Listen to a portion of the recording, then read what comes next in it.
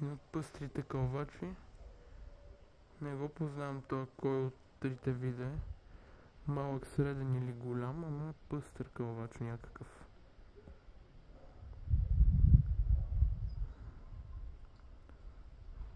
Яде тук орехи. То орех, какво ли не каца на него. Това са катерици, мишки, птици. Това е хладно става, де. Към вечерта ще нощуват.